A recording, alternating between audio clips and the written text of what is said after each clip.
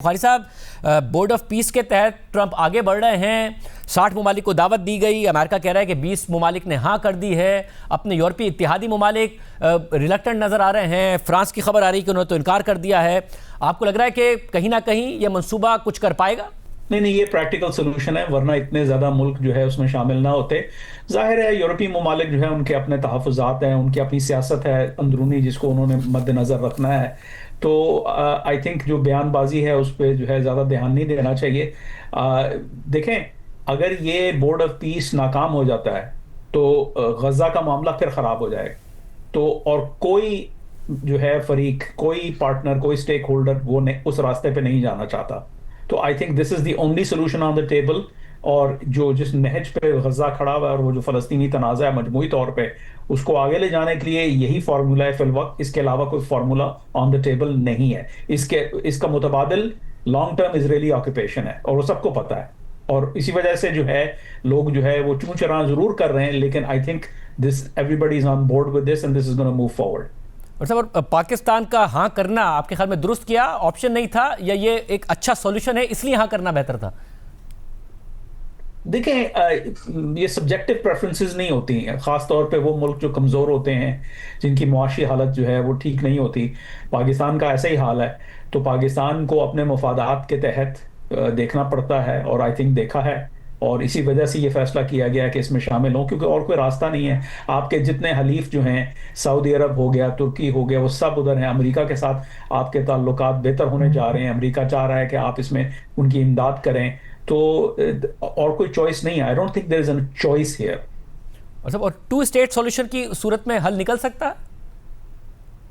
To state solution बहुत दूर की बात है। I think we should just उसको जरा सेट असाइड कर दें, क्योंकि वो फिर जो है देखें ना, गुज़श्ता 40-50 सालों में टू स्टेट सोल्यूशन के ऊपर अमेरिका ने बड़ी कोशिश की, मामला आगे नहीं बढ़ा। I think one day at a time. Right now जो है इशू ये है कि गजा की स्टेबलाइजेशन, फिर जो वेस्ट बैंक के अंदर सूरत हाल है उसको भी स्टेबलाइज करना है।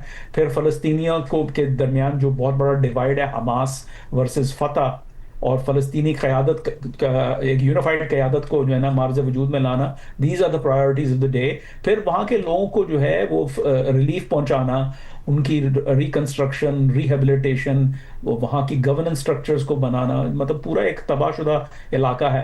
तो I think two state solution is too idealistic at this point for a conversation. साहब, और ज़रा आपने ट्रंप की फॉरेन पॉलिसी के हवाले से इन मामलात पर लिखा भी है।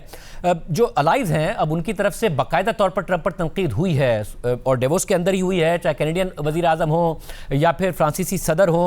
आपको लग रहा है कि अलाइज को ये एहसास हो रहा है, वो ख़ास तौर पर जो ग्रीनलैंड का मसला है, कि ट्रंप को कितना भी अपीज़ कर लिया जाए, अपीज़मेंट का फ़ायदा कोई होता नहीं है, और इसलिए जवाब सामने आ रहा है?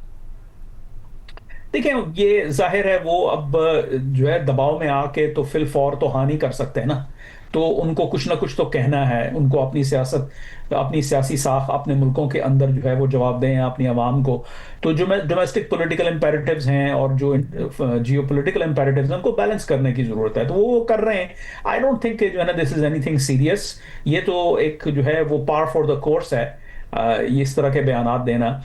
क्योंकि देखें, और कोई अल्टरनेटिव नहीं है। मतलब उन यूरोपियंस को अभी तक अमेरिका पे इन्हिसार किए जा रहे हैं। अब मसला उनका ये है कि इतने दहाइयों में उनका इन्हिसार अमेरिका पे रहा है। अब अचानक उनको ये कहा गया, अचानक तो खैर नहीं, कई सालों से उनको ये कहा जा रहा था, लेकिन अब अचानक उनके ऊपर दबाव डाला है कि भाई आप ये काम खुद, इस बेड़े को खुद संभालें अपनी सिक्योरिटी का, और इसमें हम ये इकदाम करेंगे। तो उससे एडजस्टमेंट में तो टाइम लगेगा ना।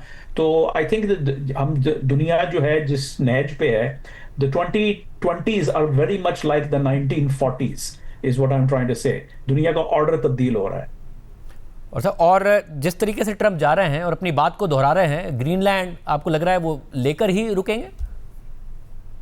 उनकी ख्वाहिश है, अब देखना है कि वो कर पाते हैं या नहीं कर पाते। देखें, सदर डोनाल्ड ट्रंप बहुत सारी जो बातें कर रहे हैं, बोर्ड ऑफ पीस वगैरह, और उसके अंदर अपने आप को जो है वो जब वो सदर नहीं भी रहेंगे तब भी वो बोर्ड ऑफ पीस के चेयर रहेंगे, ये सब लेगेसी की बातें हैं। वो उम्र के एक ऐसे हिस्से में है कि when leaders like him worry about their legacy, हाँ भाई कि हाँ मुझे किस तरीके से याद किया जाएगा। और बिलखसूस सदर डोनाल्ड ट्रंप की शख्सियत ऐसी है कि वो इसके ऊपर बहुत ज़्यादा वो हसास हैं। तो जाहिर है वो इस तरह की बातें कर रहे हैं, लेकिन रियलिटी ये है कि एंड पे कोई ना कोई नेगोशिएटेड सेटलमेंट होगा।